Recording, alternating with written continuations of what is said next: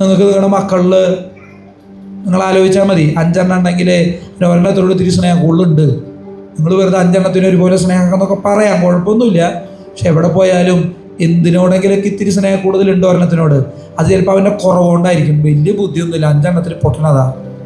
അപ്പോൾ നമ്മൾ എന്ത് ചെയ്യും? എവിടെ പോയാലും അതെവിടെയാടാ, അതവിടെ ഇല്ല, സമാധാനം.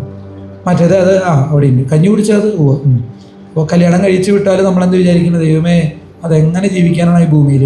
അപ്പോൾ നമ്മൾ എന്ത് ചെയ്യും? കുറച്ചും കൂടി ഒന്ന് ചേർത്ത് നിർത്തും. കാരണം എന്താ? അതിനെ കൊണ്ട് ഈ ഭൂമിയിൽ ജീവിക്കാനൊന്നും കൊള്ളില്ല, അതിനുള്ള ബുദ്ധിയില്ല, ബോധമില്ല. അങ്ങനെയുള്ളതുകൊണ്ട് തമ്പുരാൻ ചേർത്ത് വെച്ചതാണ് പുരോഹിതനെ. ഈ ഭൂമിക്ക് ചേരാത്തതായതുകൊണ്ടും ഭൂമിയിൽ ജീവിക്കണം എന്നുള്ളതുകൊണ്ടും തമ്പുരാൻ ഇങ്ങനെ ചേർത്ത് പിടിച്ചപ്പോൾ കൂടെ നടക്കുക. വീഴുമ്പോൾ അങ്ങേര് താങ്ങുന്നുള്ള ധൈര്യത്തിൽ. അല്ലാണ്ട് ആർക്ക് ധൈര്യമുണ്ട് അവൻ്റെ പൗരോഹിത്യം 2000 കൊല്ലം ഒരുങ്ങി ഈശോ അർപ്പിച്ച് ബലി അർപ്പിക്കാൻ? ഏത് പുരോഹിതനാ യോഗ്യതയുള്ളത്? ഏത് പുരോഹിതനാ ചങ്കൂറ്റമുള്ളത്? ആർക്കാ അതിന് മാത്രം ധൈര്യത്തോടെ അവിടേക്ക് കയറി വരാൻ പറ്റണത്? ആർക്കുമില്ല. പക്ഷേ കൂട്ടത്തിൽ നിന്ന് വിളിച്ചെടുക്കുമ്പോൾ തമ്പുരാൻ്റെ അടുത്ത് എല്ലാ വൈദികരും ഇന്നല്ലെങ്കിൽ നാളെ പറഞ്ഞിട്ടുണ്ട്, കൂട്ടിയെ കൂടിയിട്ടൊന്നും അല്ല, പറ്റണമൊന്നുമില്ല, ശിക്ഷിക്കരുത്.